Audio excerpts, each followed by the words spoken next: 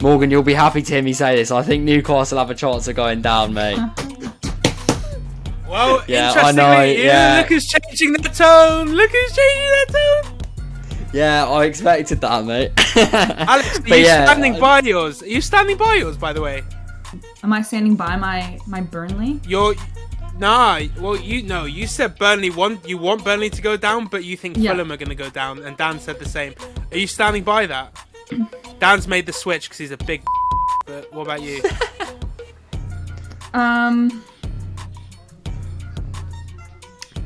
Yeah, I'm sticking with Fulham.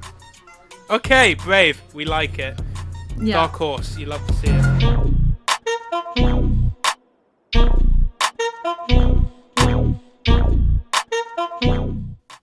Hello and welcome to another episode of the Footy Forum. This is a big one for me because if you watch us on YouTube, you'll know this is episode 24. 24 is my lucky number, so this is a big one for me. If you listen on audio, we don't really have episode numbers, but still, hope you're enjoying it. Speaking of audio, we're getting listeners all over now. It's actually sick. We got some the other day in Zambia, so shout out whoever on earth in Zambia decided to check out the Footy Forum. And also, United States, we've got now three states that have now listened to us. We've got Virginia, Texas, and Massachusetts as well.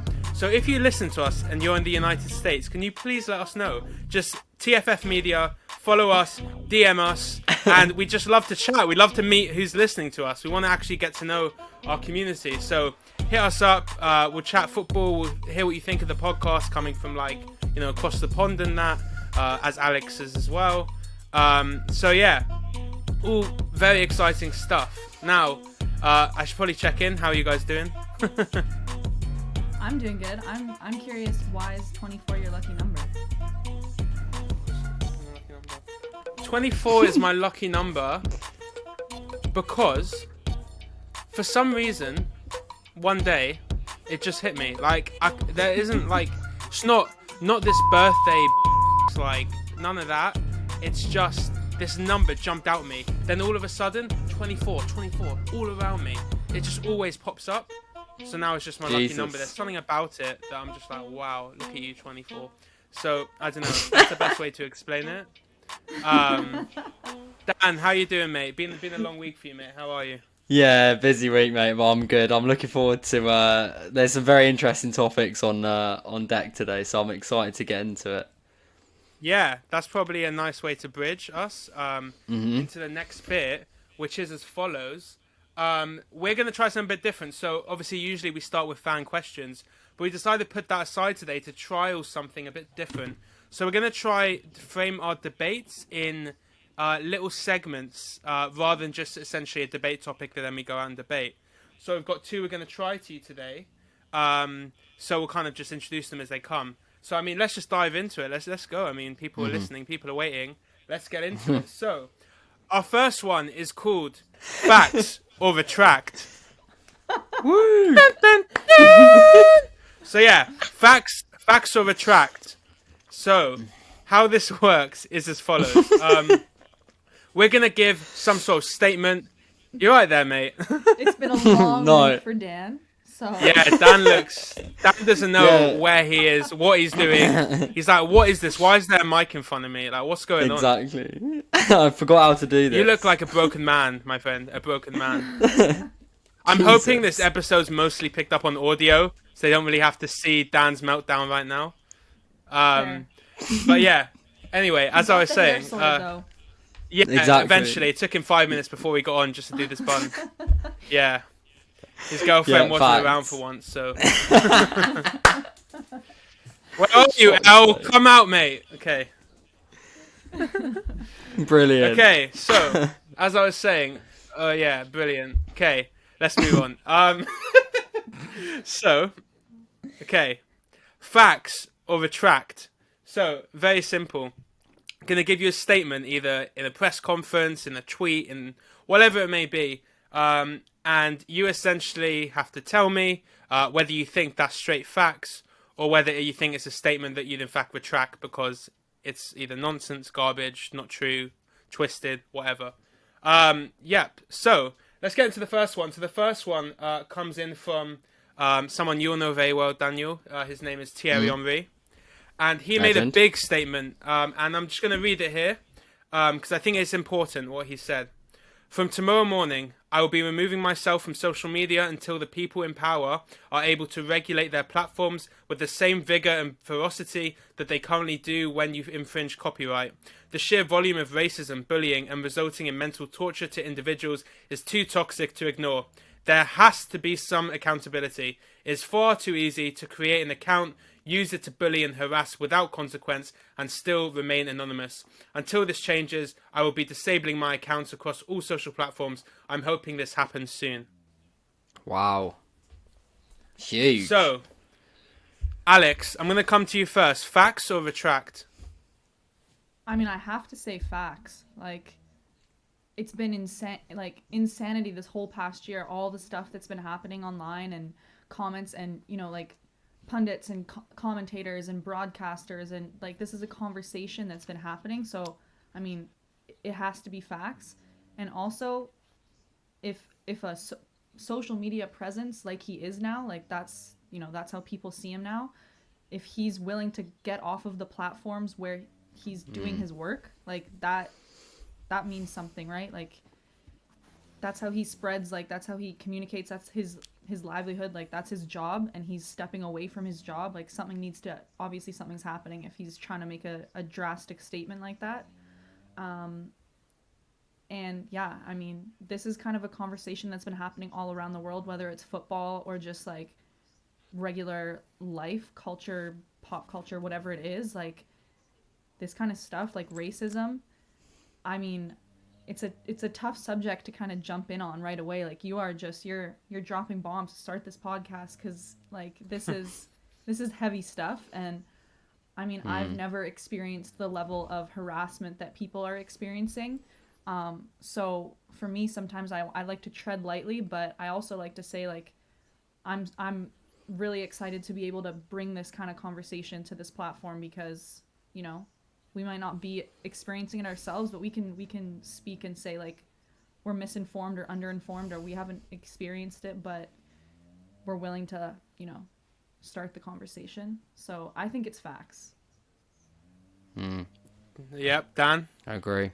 Yeah, no, you can't disagree with that, to be fair. I think, again, facts for me, because there's always been a lingering conversation, but it doesn't ever seem that there's sort of actions being taken by these social media sort of the companies that run these social media outlets. And it's something that does need to be done. And I think potentially Thierry Henry stepping away from social media could cause a knock-on effect, could cause maybe other sort of influential people to walk away. And the more influential people that walk away, maybe something will actually start to happen, and maybe there'll be a bit more notice brought to it so far. Not that there shouldn't have been already. Of course, there's been so many cases of it. And I know we did an Instagram story a while back, and it was a couple of I think it was Tuan Zabi, was it? That was racially abused on Twitter.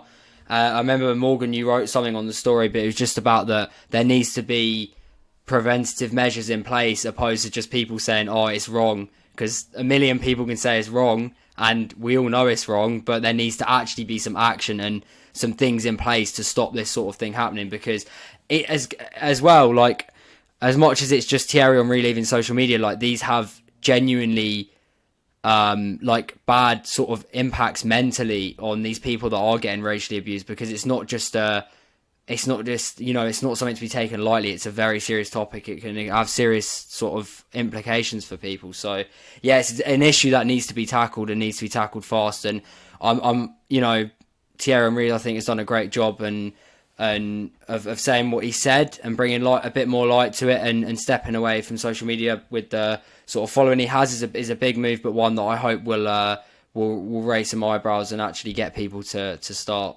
making some changes. Yeah, 100%, and I agree, complete facts. And I think I can say with confidence, I hope you two back me, that anyone that says that retract to that statement, shouldn't really be listening to our podcast. No, really no, don't thank feel- you. No, No. that is facts. Because part of our goal collectively is to obviously make a change, and more specifically to gender and the divide there. But it goes towards anything else, any sort of discrimination, racism, anything like that. We want to make positive changes where we can. Whilst we're a small platform, we continue to grow and we'll continue to push to make these changes. So it's complete facts. Look, at the end of the day, people want attention, right? In any way or shape or form they can get it. Unfortunately, the way you get attention is not necessarily by sending, some big athlete or big influencer on social media like a nice message, but actually sending a really abusive message. That's what will get the most attention. So unfortunately, human beings will resort to doing that in order to get the attention. And here's where we're at. So the social media companies say it's not their responsibility.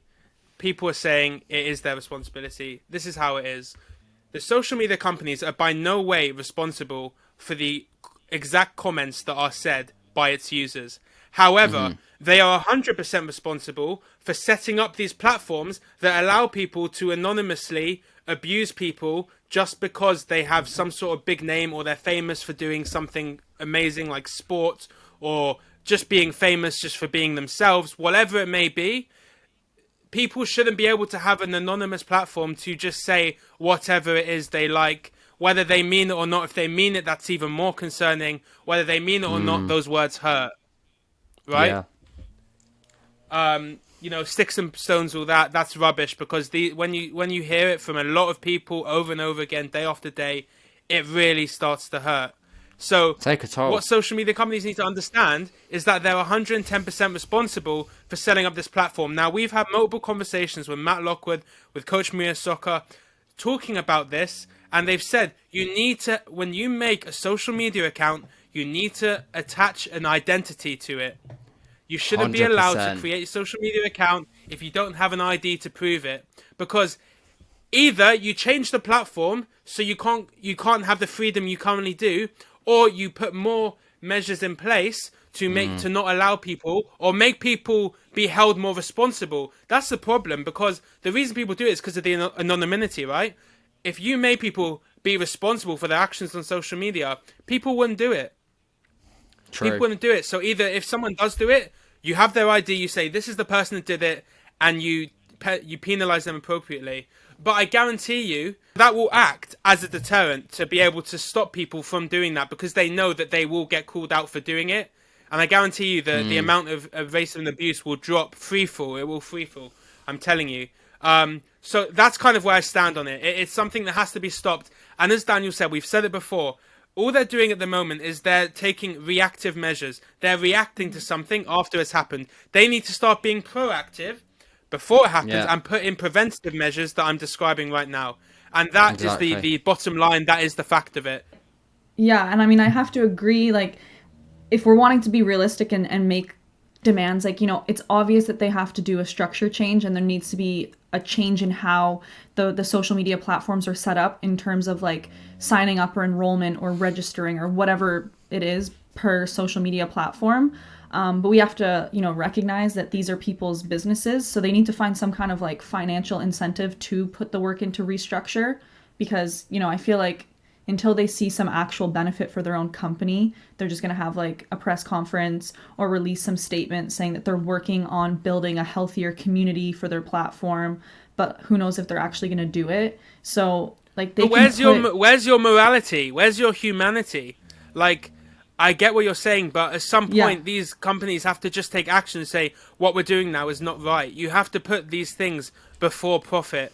This is why things like CSR, corporate social responsibility, are becoming more important, because companies have responsibilities outside of making profit, and people will, like Thierry Henry, like people do, when companies aren't doing their due diligence CSR-wise, people will switch to a competitor. So, if the social media companies aren't going to make these changes, people will go off social media. They will lose their users. When big players like Thierry Henry do this, people will follow him. Athletes alike. Yeah, exactly. They will. I agree with that. I agree. Yeah, no, I agree. And I think that, moving forward, more and more people that are becoming like, that are on social media are having a much more like inclusive kind of mindset about it. But there's obviously like in every, good, positive group of people, you're going to have a bad apple or a troll or whatever it is. But I feel like moving forward, people are like a lot more conscious of purchases they're making, stores they go to, apps they're using. Like people are becoming more informed and trying to make more conscious decisions, and whether that's just like they have good values themselves or if it's peer pressure, I don't really care what's forcing them to make better decisions, but and like more inclusive, healthier decisions on what they post and stuff like that. I don't really care what it's motivating them as long as they're doing it. But I agree, like there is a change happening, but I feel like on the other end, people are going to say it's not a good business decision, but it is a good business decision moving forward. Yeah, Preach. I think that's well summarized. So yeah, that was a great conversation. A good way to start. Definitely nothing too, a bit heavy, but nothing too like intense debate wise. This one's interesting. So this one comes a comment made by Rio Ferdinand on Donny Van De Beek at Man United. Obviously hasn't had the best start there, but you can debate hasn't had the opportunity. So this is kind of what it's about. Rio has said this: I feel for him. I don't care who you are. If you're playing the odd 2 minutes here and there, 3 minutes here and there, you cannot perform. I don't care what level of player you are. So Dan, facts or retract? Big facts. Big facts. Yeah. Because he's just making a very, very good point, and he's... I see. I mean, I'll talk about like the quote first that he's saying about any player. I mean, that's just common knowledge that you can't play that little minutes and expect to sort of succeed or improve as a footballer. And the player in question, Donny Van De Beek, is like 23, 24 years old. So he's getting to that point now where he needs to be playing almost maximum minutes. You know, coming from Ajax where he did very well, he needs to be playing maximum minutes ready. You know. When he hits his prime, he needs to be in the best possible shape, sort of fitness wise and obviously skill wise, and he's at the perfect place to do it. It was almost sort of, you know, he was one of those sort of young guns from Ajax who came to a big club in England, Manchester United being the one, and I was really sort of hope not even just being an Arsenal fan, I was hopeful that it would work out because I thought he was quite a nice player. I liked him and thought he'd be a good fit at Manchester United, but he just hasn't been given the opportunity, and he just why like that begs the question to me as why. I really don't know, and I think a Manchester United signing you is a pretty big indication. And you know, I know they didn't spend a hefty amount on him, but they spent enough to give the indication. Look, you know, you are going to play football here. We believe in you, and you don't just spend, even if you are Man United, you don't just spend like 30-35 mil on someone you're not going to use. It's just pointless. So they really gave him the wrong indication, and clearly he was promised things that he hasn't during negotiations that haven't been fulfilled. And I think it's poor management from Manchester United, and what Rio is saying is definitely facts in my opinion.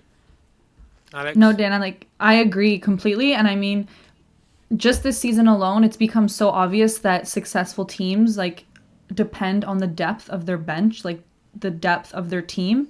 And if you want to be a top 4 team, you have to have depth. And if you're not giving all of the players on your team a chance to ensure that they're top skill and prepared to go on the field, like you're going to have your 11, and then there's going to be this obvious drop off. And it's a long season. It's a hard season. Like you need to have bodies to put on the field.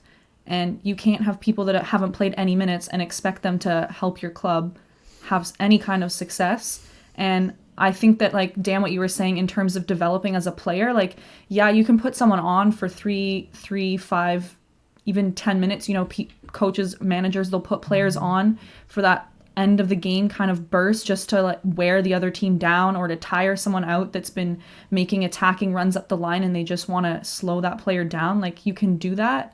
But in terms of building a team and creating a space for players to get in the mix, you're not doing that. Exactly.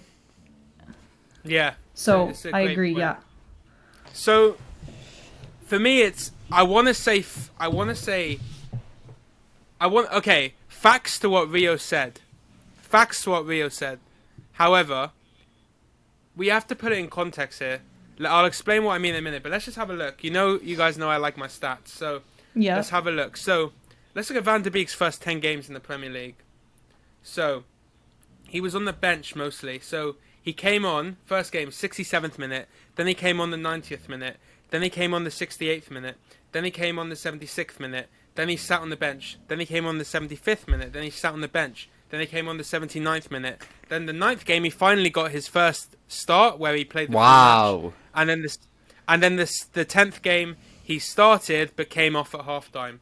So I mean, why in the first 10 games, why have you not given him a couple games to try and prove himself? Why have you not? See, that part of it, when you bring in a player for that sort of money, you've got to give him, in the first 10 games, you've got to give him at least 3 full games.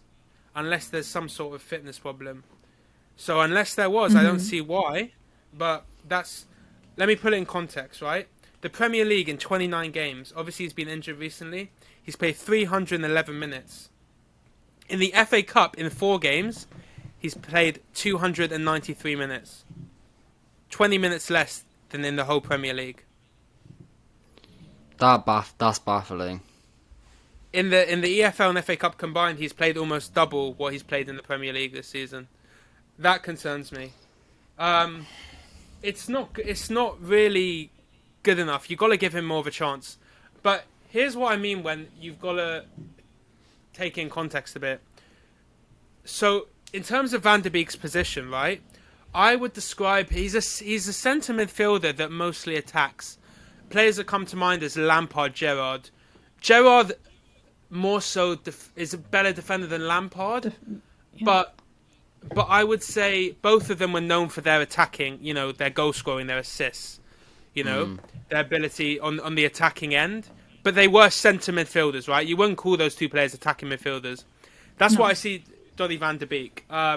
At Ajax, he played mostly just attacking midfield and centre midfield. They knew very much his role.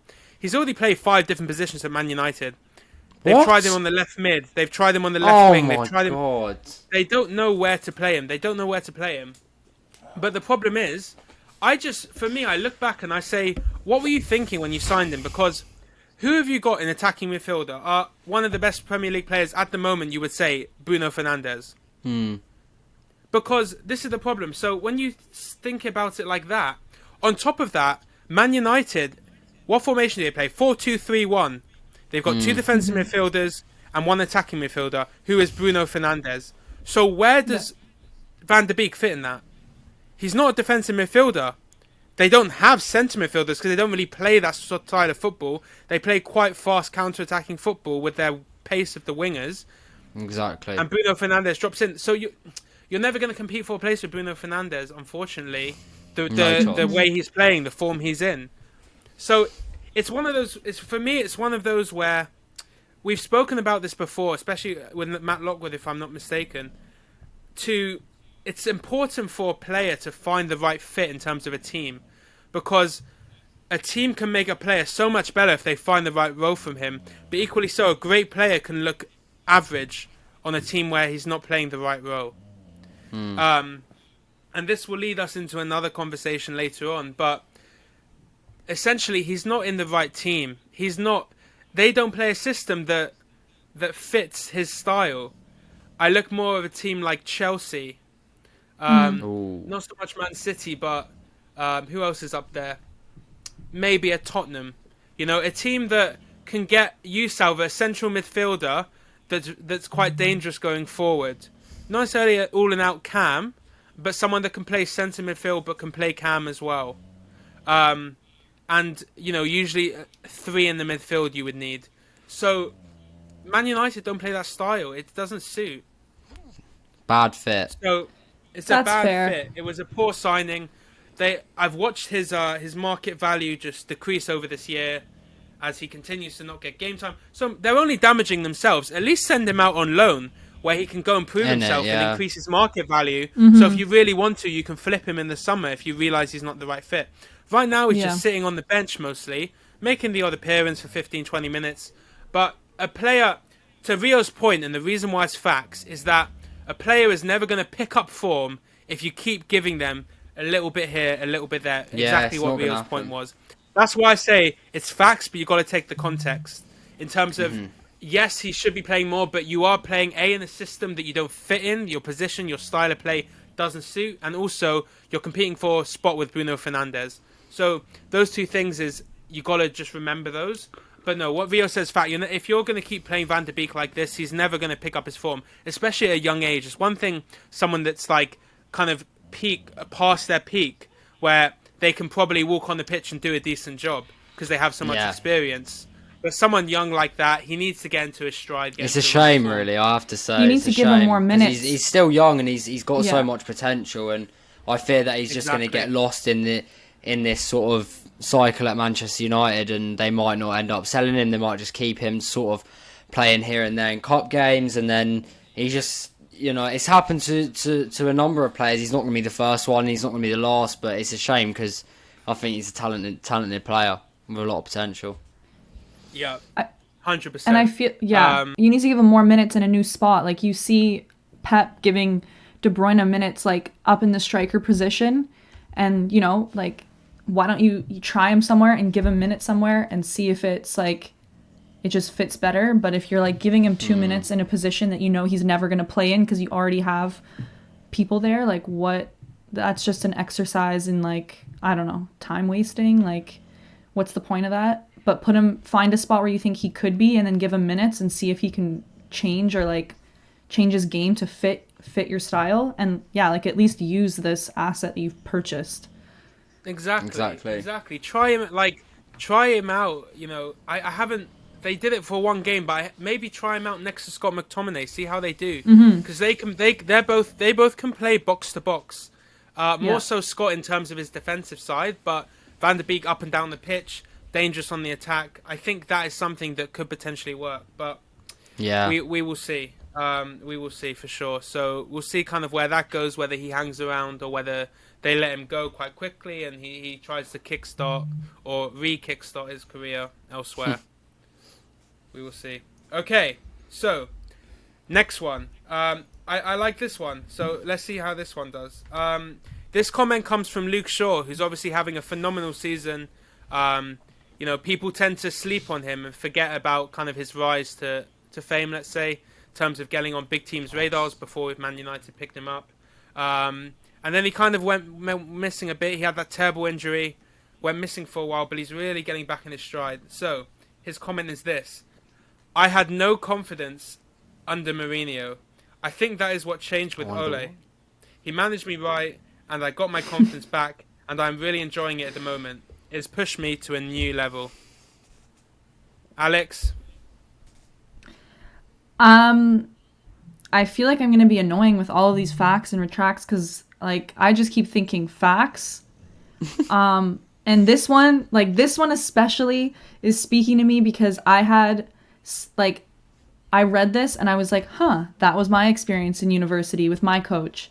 And, like, it resonated with me so much just reading this and knowing that, like we were kind of saying, earlier on too, that you have to find the right fit. And that means, like, the right fit in formation, the right fit in, like, the group of players you have on the team. But you do have to find the right fit with your coach or your manager, like, whatever it is, the people that are deciding what you're going to be doing on the field. Like, you have to be in line with that, and you have to have a good relationship. And it can completely destroy you as a human being if you have this person that's supposed to be guiding you and facilitating, your success on the field. It's fortunate that Luke Shaw was able to get out of that situation and move on, and he's having, the amazing season that he's having now. But we could have not seen the Luke Shaw that we saw this season if he had stayed in that environment, and, like, it would have been game over for him. Like, and I've seen that happen to so many players, and people just quitting the sport,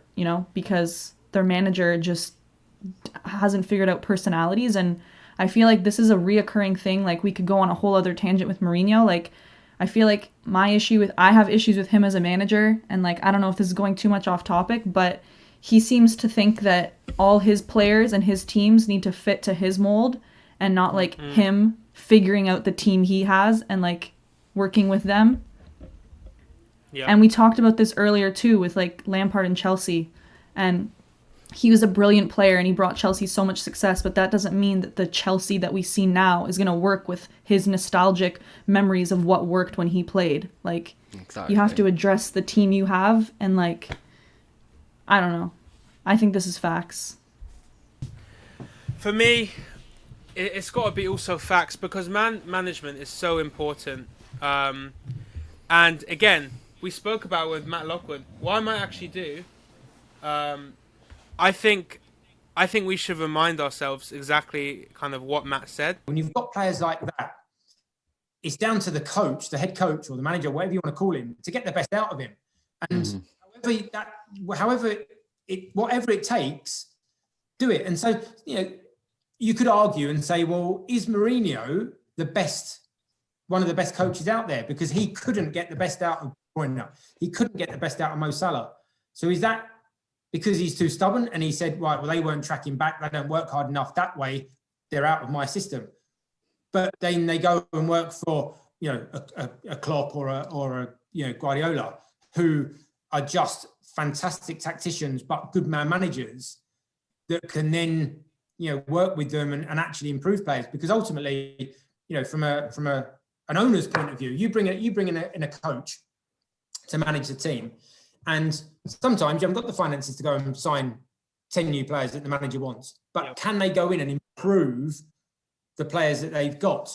And again, I'd have run through a brick wall for Ian Holloway. But there's other managers that I played for. Well, literally, I wouldn't even talk to them if I saw them on the street. I'd cross the road and walk the other way because they're horrible. And I think he speaks facts. Man management is so important to get the best out of these players. Klopp is a phenomenon. Brendan Rodgers, we spent a while. If you haven't watched the Matt Lockwood Part 2, you silly, silly person. There's a lot of people that missed out on that. You need to be... I was going to say as well, when it came to my point, that episode is so good. It's so good, that episode. Honestly, with Matt Lockwood. It's really good. Spend an hour. Like, I can't spend an hour to watch or listen to that episode, because you will get such amazing insights for a player who is in the industry for so long and just speaks like pure honesty. He just gives honest opinion. Controversial. Go check out what he said about the option of a player, whether they should go to a club where they're going to get lots of game time, or go to a club where they'll get lots more money but sit on the bench. Go see what he said. It's very interesting. Check it out. Yes, sir. We spoke about man management and how important Brendan Rodgers, Klopp, Guardiola. They're great man managers. And what does that mean? The best way to explain it is what you're able to do as a collective, what you're able to do is inspiring as a collective. You get more out of the group than you would in terms of the sum of its individual parts. That's really what great man managers do. And you look at Leicester and the team they have, and and West Ham. Let's talk about David Moyes here, West Ham as well. And you can say without a doubt that the team is doing better than the sum of its collective parts. No doubt.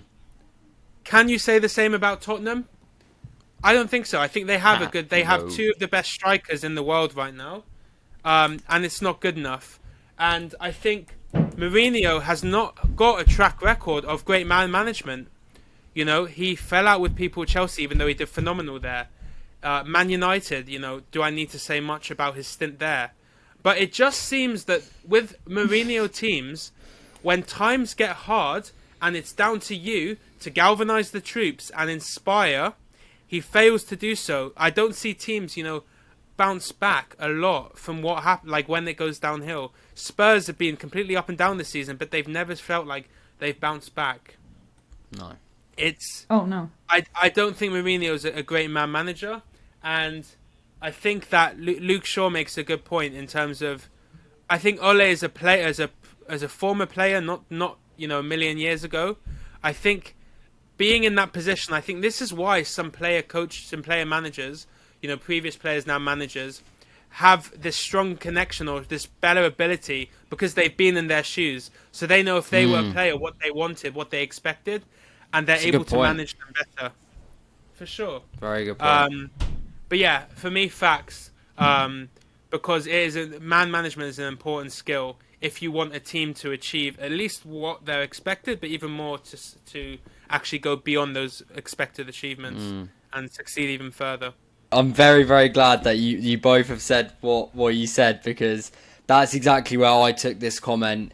Was as much as it was about Luke Shaw improving as a player, and I think he's had a fantastic season, and credit to him, because he had a difficult few seasons and then an injury. So it's nice to see him back playing sort of really well, really good football.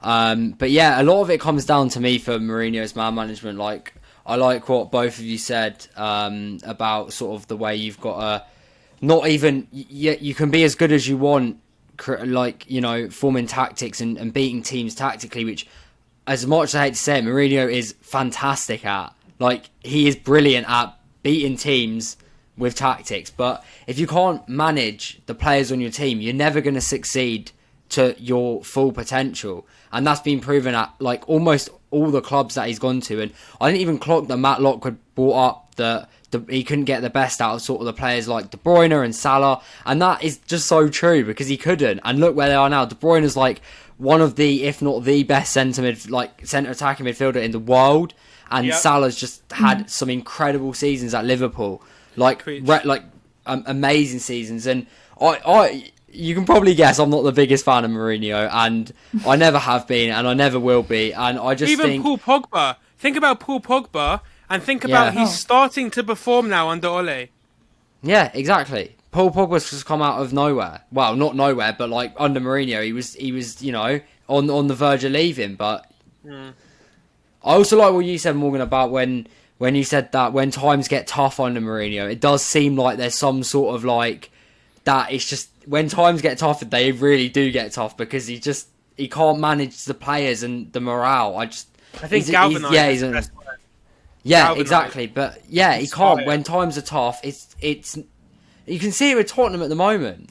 They just lost 3-0 or they just lost a 2-legged tie against Dinamo Zagreb. Like, that says it all. Yeah. And people were acting shocked by it, you know? Exactly. Yeah. Especially Mourinho. Exactly. Yeah. You think about Tottenham and their comebacks in the Champions League on their way to the final, and that was because of Poch's ability to manage. Exactly. That takes character. Spot on. That he got into them through inspiration. No way has Mourinho done that. No way in the slightest. And Spurs are in trouble because he's got a hefty contract, and if they want to get rid of him, they have to pay out in full, and it's a lot of money. So they're in trouble. So we will see how Spurs get on. One final one here I want to go to. This one is surrounding a player we all know very well, Cristiano Ronaldo, and Juventus chief football officer Fabio Paratici, if I'm pronouncing that correctly. Hopefully Maria won't kill me if I get that wrong. So he has said the following: "We are not going to sell Cristiano Ronaldo. He's the best player in the world, and he'll stay here at Juventus." So I'm going to kick this off, and I'm going to say retract. I'm going to say retract that, because I'll tell you why. Because Ronaldo, you brought on. Okay, Juventus have won the league. It looks like they're not going to win it this year, but in the past, they've won the league for, I think about 10 years in a row. However, Champions League, they brought Ronaldo to make a difference in the Champions League. Now, the last 4 years, before they were runners-up, they haven't got past the quarterfinals. And in the last 2 years, since Ronaldo's been there, they haven't even gotten past the round of 16. That's dreadful. And let's not forget, they didn't get bad luck and get a team like Madrid. They had Porto. If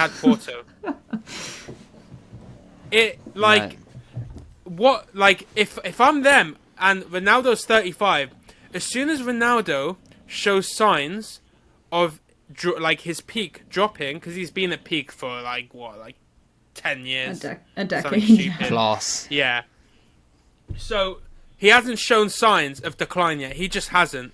Like, his stats are ridiculous for his age.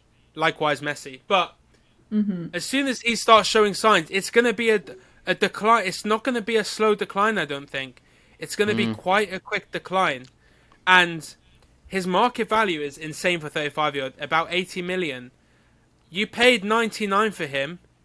Think about your little plan. You're not even winning the league this year. You finish in the. You haven't actually achieved what you've wanted to with Ronaldo. So if I had advice for that, well, I just don't think that if you got an offer in for anything between 80 to 100, maybe even 100 plus for Ronaldo, take it. Right? Yeah. Take it, because it's only going to go down from here, just by his age purely. But as soon as there's those signs of decline, it's going to crash. So why don't you recoup your investment? Say, we'll take our losses because you haven't achieved what you wanted to with him, but you've got Ronaldo to your team. You've probably woken up some fans, and just quit while you're at it. That's what I think. Yeah. So and I think that they're considering. I don't think that them saying we are not going to sell him is true. So that's why I also say retract. I don't think there's pure facts to that. I think there's much more to it. Yes, he's the best player in the world, arguably, but he's also 35. And as I said, in terms of Juventus, they're not achieving what they wanted to with him. No. To me, it just sounds like, a little kid in the sandbox saying, "This is my shovel, and it's mine, and you can't have it because it's mine." Like, it just seems absurd. Like, Zidane's going around saying, like, we need to bring Ronaldo to Real Madrid, so that comes out. So now Juventus is like, no, he's ours. No one can have him. Like, that's what it sounds like to me. Yeah. So retract. I'm in the same boat as both of you. I think retract because,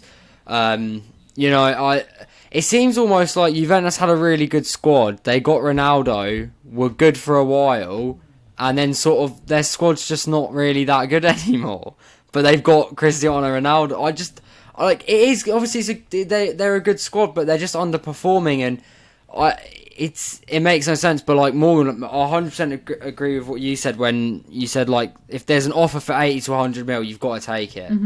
35 years old, players don't play forever. Even players like Cristiano Ronaldo don't play forever, and I think you raise a good point as well about it being a fast decline. Ronaldo's not just gonna slowly drop off. His stats aren't just gonna gradually decline over time. He's going to drop right down. So if there's an offer, which I don't know whether there is or will be in the future, but you've got to take it. If it's 80 mil upwards, you've got to take it, and it's a retract from me. I don't think he should stay at Juve. Yeah.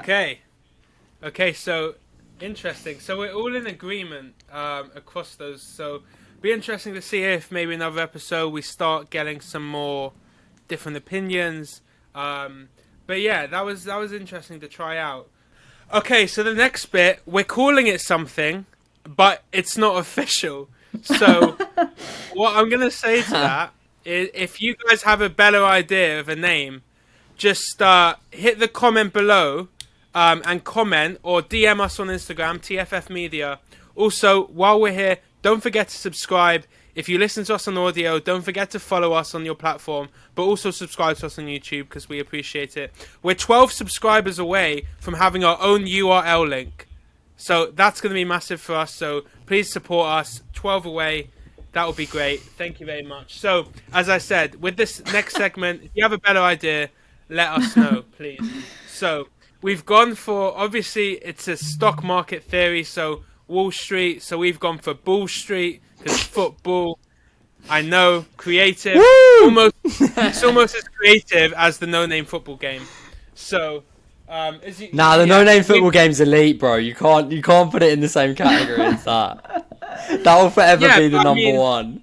I mean, it was just me and Jovan going. Well, we got this football game with no name. Name, game, rhymes. That was literally I didn't even know that, you never told me that story before. Yeah, well, I mean, it's pretty simple. Like, imagine brainstorming and coming to that after hours of brainstorming. That would be pathetic.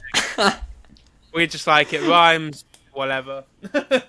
So, yeah, if we're going to get famous, it's not from the naming things. So, the Footy Forum is probably our best name, to be honest. And that was our first thing. So it's just been downhill since then with the name. Fair. Right, so Bull Street. So I just can't even take myself seriously when I say that.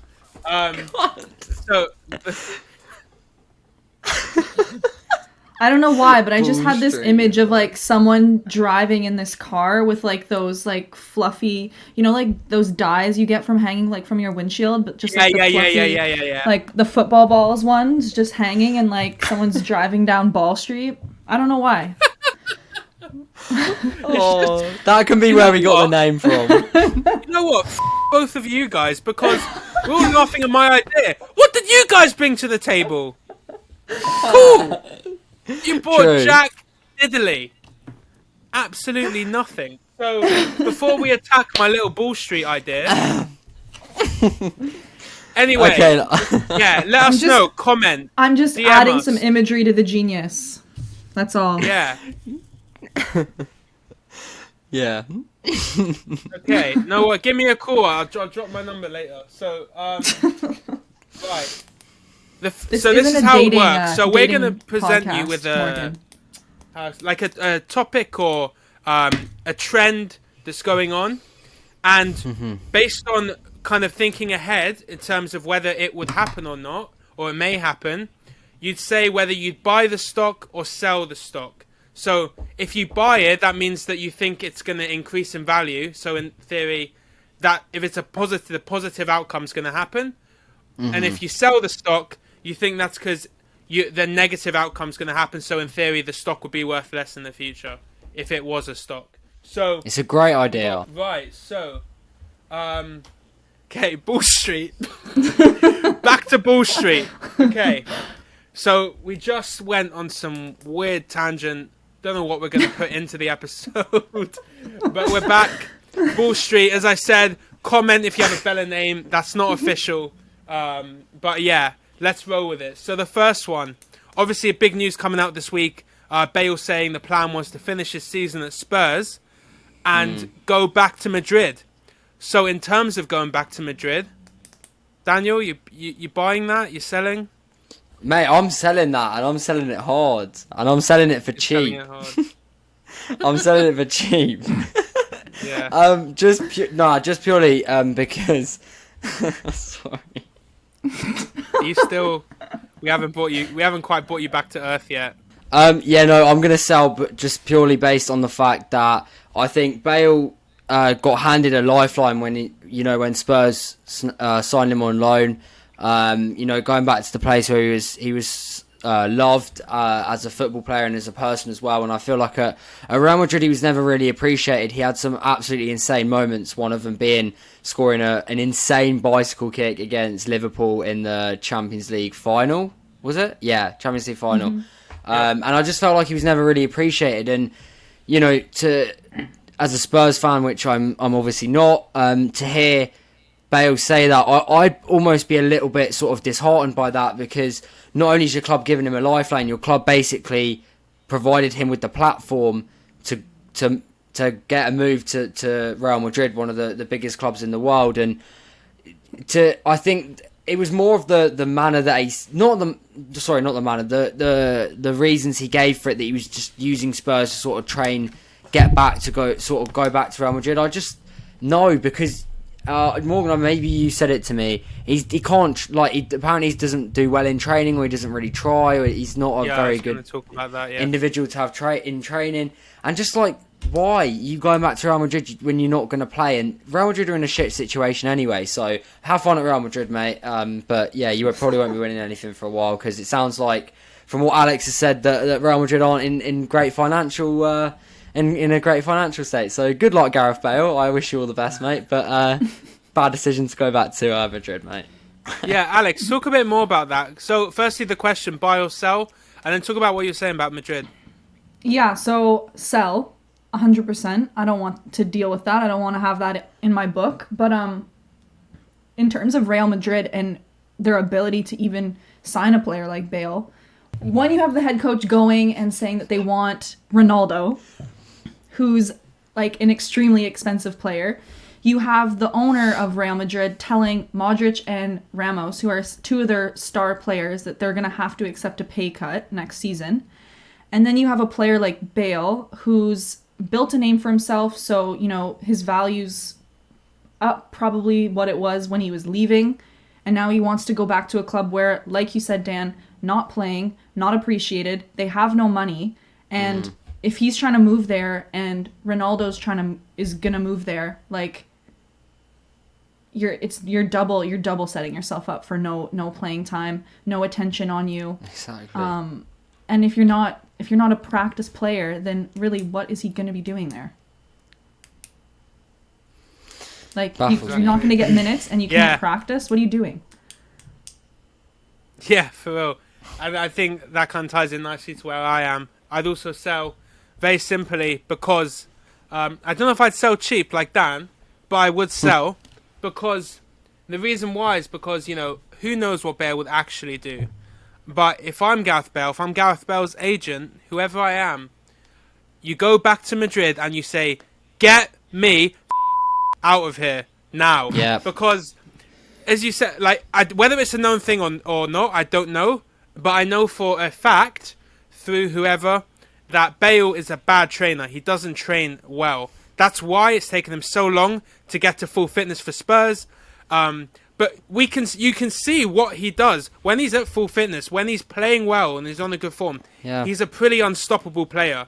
He's a great. very, very good player. And he's stepped up. He's become a more all-round player. He's always been quick. And whilst he's now lost a bit of his pace, he's also become a very strong player in terms of heading ability, passing, things that he necessarily wasn't good at the start. He could always cross the ball, but as a passer, in terms of that vision, that football IQ, these are things he's developed over time. So he's also adjusted his game to suit more as he goes into his 30s. Still a very, very valuable player to a team. So if you realise how great you can be with regular match time, why on earth would you go back to a club where you're just not going to get that? Where they already have a ton of players and they're saying, oh, actually, we want Ronaldo back. Actually, it's not going to happen. You got to move on. No. You've got to move on.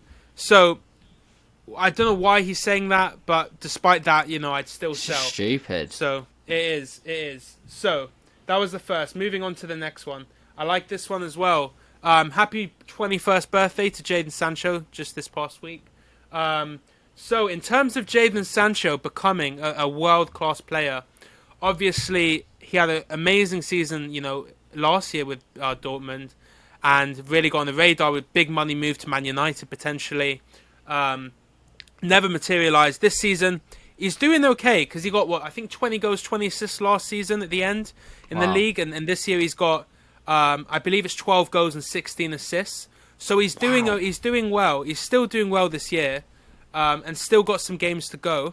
But he is averaging, over 1 goal involvement per game. So he's doing well. In terms of him becoming a world-class player, I would buy that. And I'll tell you why. But I would buy cautiously because he hasn't shown growth this year. He's shown the same sort of ability, but he hasn't shown growth. And that's one slight concern.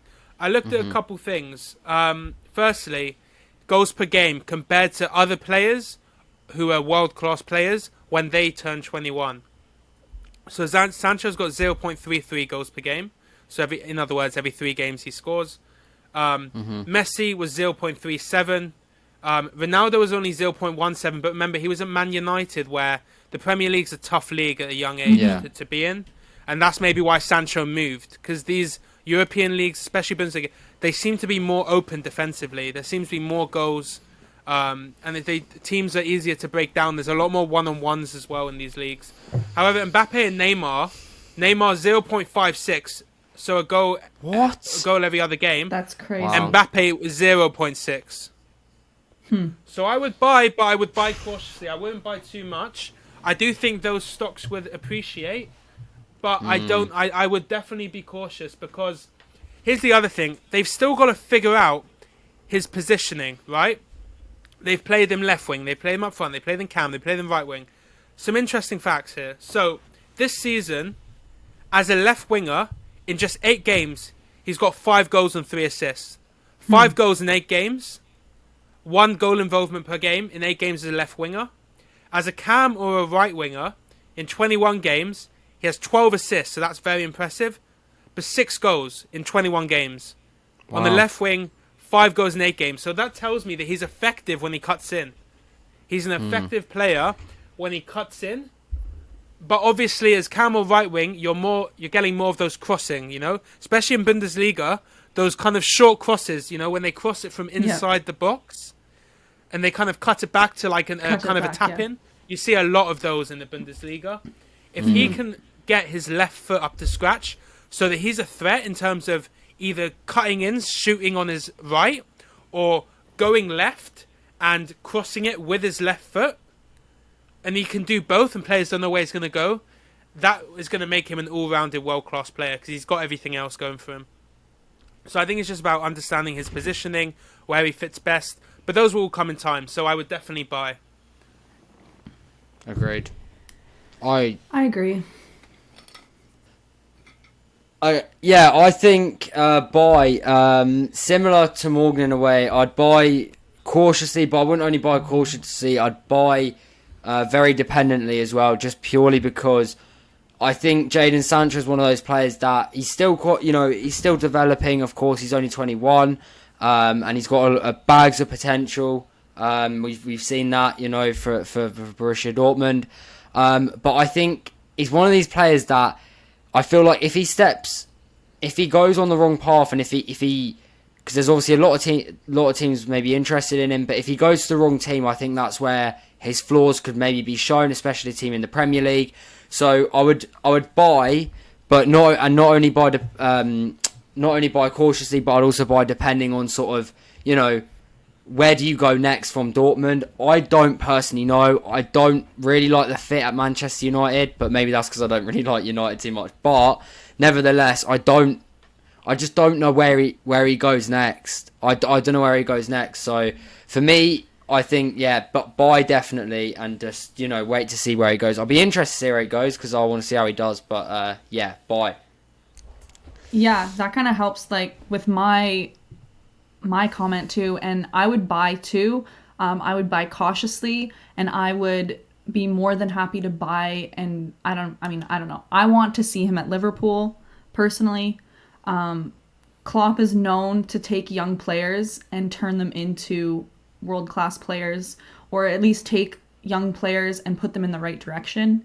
There's so many different examples of him working with young players, and he's even said to the press that Liverpool's success is based on the younger players being able to step up and fill places for their injured stars, or just like their star players that aren't doing what they need at the time. Like he really believes in the young players and giving them a pathway. And Klopp's been to similar clubs, like he's coached in Germany, he's coached in Bundesliga, like he knows what is going to be coming to him. And I feel like Klopp's a good kind of manager type person to have, because I don't know, but just from what I've seen, and just kind of like controversy around Jadon Sancho and why he decided to leave. Like he was in the Manchester City academy, and then he decided to leave when he didn't get that starting position when he expected to get it, and he didn't get that starting spot on the senior team. And so that's when he like made his leave to go to Germany. And so you can see like he is still a young player that needs some guidance and needs to kind of have someone that will teach him how to manage expectations, because I feel like things are going to happen quickly for him when they do.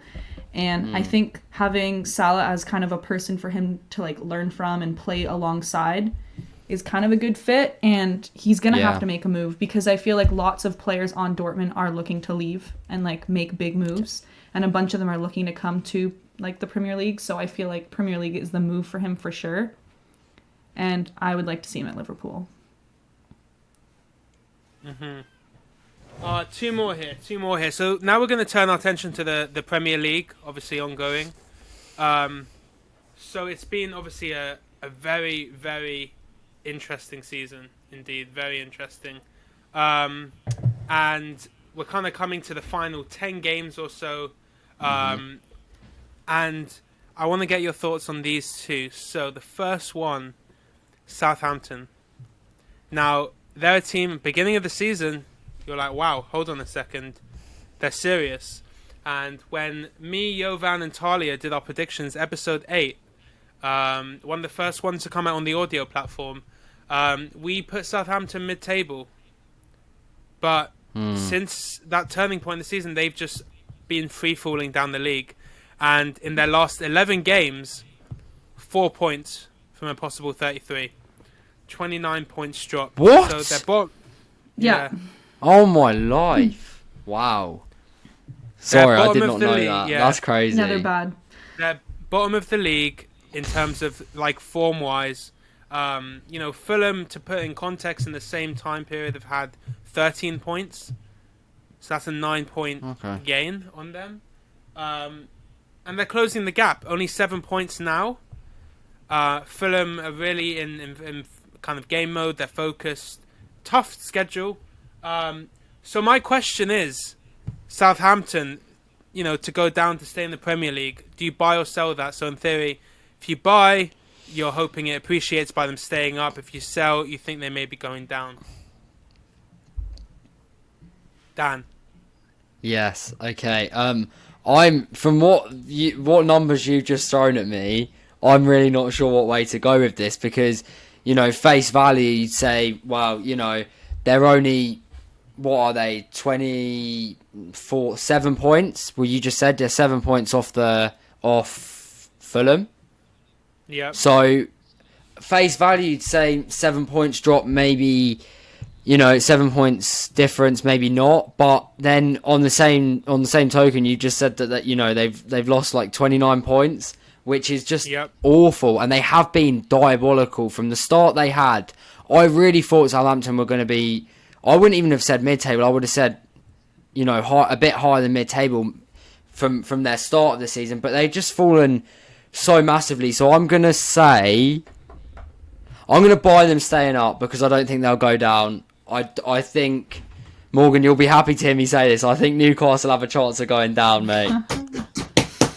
Well, yeah, interestingly, I know, yeah. Look who's changing that tone.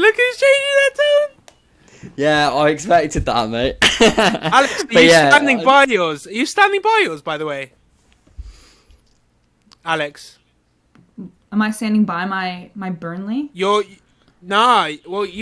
said Burnley you want Burnley to go down, but you think Fulham are going to go down, and Dan said the same. Are you standing by that? Dan's made the switch because he's a big... But what about you?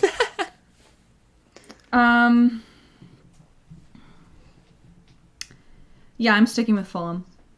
Okay, brave. We like it. Yeah. Dark horse. You love to see it. So yeah.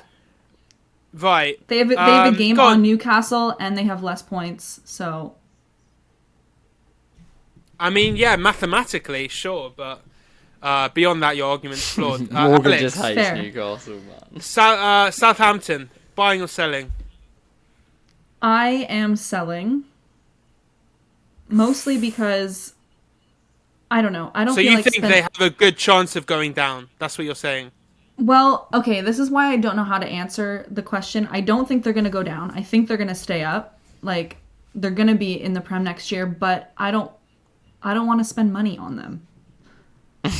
I don't want to be involved with them. So simple cash out and move on. Yeah, like I'm fine with just like, good for you. You've like made it just barely.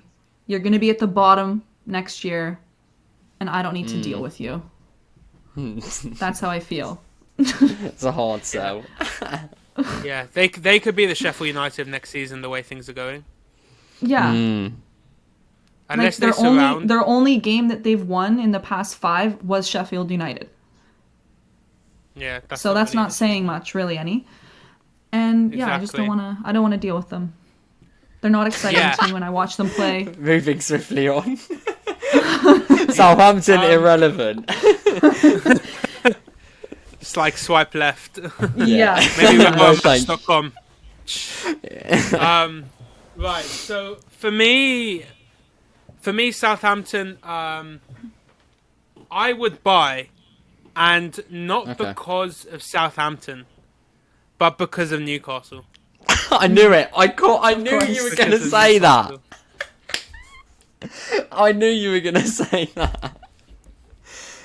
I just can't see... I don't know if making an emotional purchase is the right move. I mean, I look at it this way, right? Fulham have a tough schedule, and Newcastle an utter dog. So, with those two things, I just don't think the gap will be closed enough that Southampton will drop in. If the gap was Okay. closer, like 3 points, maybe. Yeah. Or if the competition below them was a bit more intense, concerning, whatever you want to say. But Southampton, I would buy at no fault of, I wouldn't say no fault of their own, but like, I would buy not because of them, but because of the other competitors involved, Newcastle, Fulham, etc. I just don't see them quite catching it. But in terms of Southampton generally, yeah, sell, because they're not looking good right now. I don't know where their money is. They sell players for a fortune, but yet never seem to bring in anyone that stays around and is good, apart from James Ward-Prowse, who God knows where he's going to be Phew. in a year's time. So Yeah. for me, I just don't. It's very concerning, Southampton, and they're not out of it. Like, that's just me in terms of going for which I think is more likely. Now, that doesn't mean that I'm saying they have no chance of going down. Boy, oh boy, do they have a chance of going down. Phew. Because Yeah. something to think about with Southampton, you would think that the teams you want to play are the teams near the bottom. They're the worst teams. But in the last 10 games of the season, you do not want to be playing the bottom teams because they are fighting like a pack of yeah. wolves. They're the hardest Down there. teams to play at the end of the season. Sometimes they're the they hardest are. teams to play. They are. The teams you want are teams in mid-table who are already thinking about next season, thinking Yeah. about, Cancun Yeah. on 3, 1, 2, 3, woo! Cancun, that's what they're thinking about. So, you want to be playing those teams. Now, they are playing Leeds, but the thing with Leeds is they're very unpredictable. And believe me, Bielsa is not saying, "Oi lads, let's have a look at the Cancun flights." Yeah, I mean, Bielsa will not be saying that. So, apart from Leeds, they have Leicester, Liverpool, and then a bunch of teams who are fighting at the bottom. That's a tough schedule. So if you It'd be look at their really schedule in terms interesting. of points per game, okay, maybe not too difficult, but you can't do it on points per game anymore.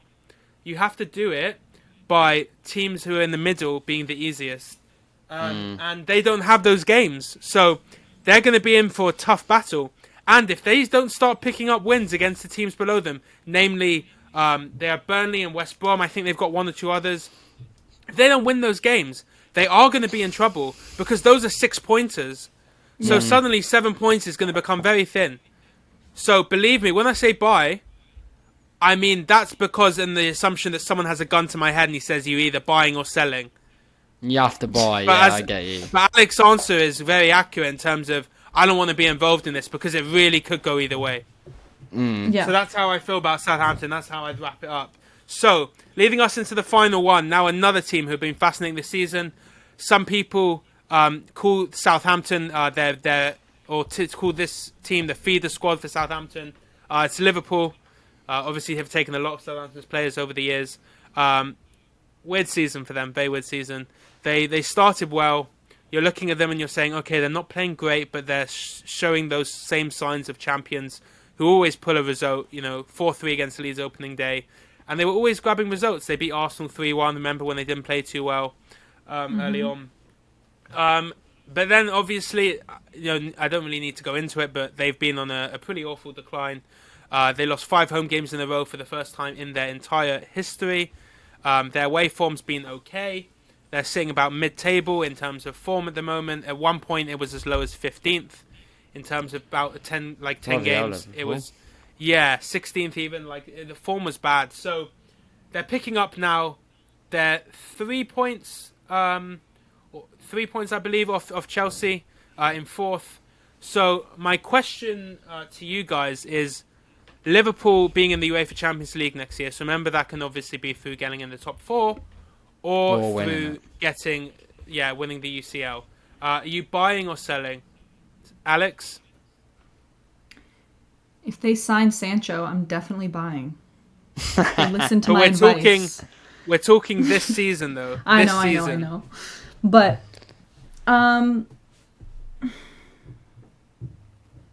this is a tricky one. This is another one of like Southampton. Like, I mean, obviously not the same place in the table, but you don't really know. They're not making me feel confident in this purchase. But let's do the old gun to your head. I'd buy. You'd buy. Yeah. You'd buy. Okay, why would you buy? I'd buy because they're a good club. Like they Yeah, they have won the history league last behind year. them. We know that. So yeah, so they're a good club and they're having a bad like 5-game streak. I don't know. I just feel like what they need is someone to go in and like mix, like just to kind of regroup, and then they can get back on track. I don't think it's a lack of like having a quality manager, having quality players. So I think it's like a mentality thing. And so I think that I can buy that because you can fix a mentality and you don't have to spend any money or, change anything around to do that. Like Yeah. you can. But I don't think know. to your point though, everything is a bit samey. Liverpool tend to make some good signings every kind of however many years. They bring in like, 2 or 3 decent signings, and that it's just all a bit. Obviously they got injuries, but it's just a bit samey. They need to bring in some more quality. The 3 strikers, they're not getting enough out of them right now. Maybe you need to bring in another winger, another striker to start mixing things up a bit, because Origi's not really he's a downgrade to what you have on the pitch, right? Yeah, you need to exactly. a bit more depth in that department that you can, Salah's not playing well, get him off. Firmino's not playing well, get him off. Do you know what I mean? Yeah. There's not enough up front in terms of depth, and obviously defensively they have a lot of injuries. In terms of trying to rotate the squad a bit more, changing it up a bit, I think it's all just got a bit samey. But my question to you is, so you say buy, and then which one do you see as kind of like, this is why I'm buying? Is it A, I can see them getting in the top 4? Is it B, I can see them winning the Champions League again this year?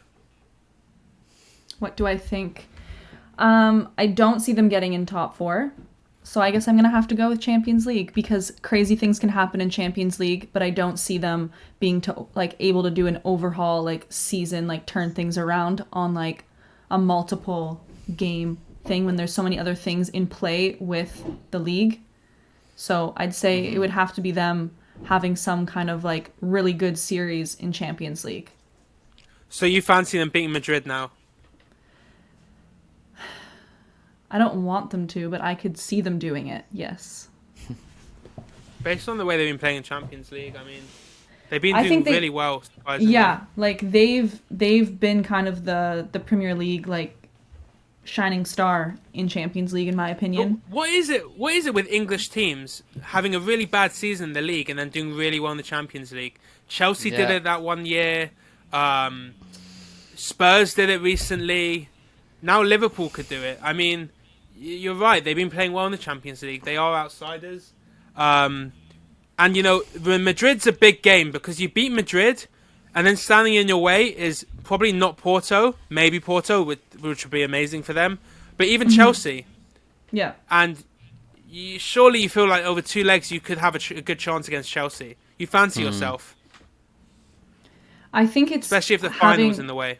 Yeah, I think it's having a good manager and being able to say, you know what, like Champions League, this is our chance to forget what's happening in league, to put that to the side. That's not working right now.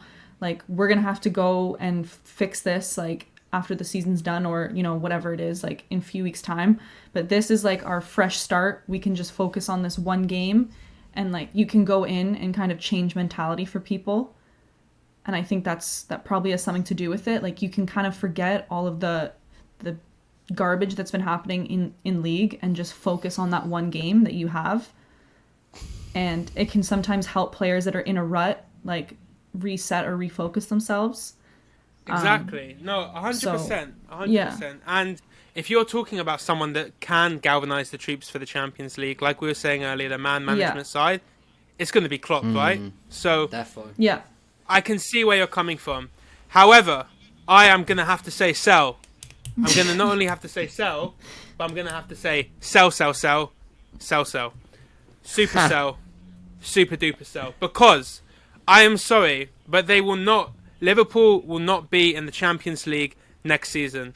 Because they will not get top 4, simply because I do not fancy them to overtake Chelsea or Leicester. And I'll tell you why. They're not going to take Chelsea. They're not going to take Leicester because they're 10 points away from Leicester. There is no way in a million years they're going to close the gap 2-0. Never mind overtake them. Leicester, I would say the team most like, Because think about it. If you're going to get into the top 4, that means a team in the top 4 has to drop out. Man U aren't going to... Man U and Leicester, I would say more so than Chelsea right now. But because of the point gap of 10 points that they've now created, they're not going to catch up. Chelsea are the only team. But Chelsea are in too good of form right now with Tuchel. They don't concede. They look solid at the back. And they're scoring goals to win games. They're not on a scoring machine right now, but they're always scoring enough to win games. I just don't see it happening. Now, Chelsea still have tough games. They have everyone but Man U in the top 5 to play still. So that's City, Leicester, West Ham, not Man U as I said. But those are still some tough games. Liverpool have Man U to play. But Liverpool's schedule isn't too bad as well. So, I mean, I just don't see them catching up. Now, the Champions League, again, I don't see it. Too many good teams right now. I would fancy Chelsea in the 2-leg in the semi-final against Liverpool, even if they were going to beat Madrid. Madrid's going to be a tough one, though, I think. And then you get to the final where you're going to play a team like Bayern Munich. I just don't see it. Yeah. So I'm going to have to definitely sell everything I have there. So Dan, wrap us up here. Yeah, who's winning, mate, buy or sell? Yeah, mate, I'm going to agree with you. 100% sell that. Just purely, I've been so disappointed with them in the Premier League when they lost all those games at home.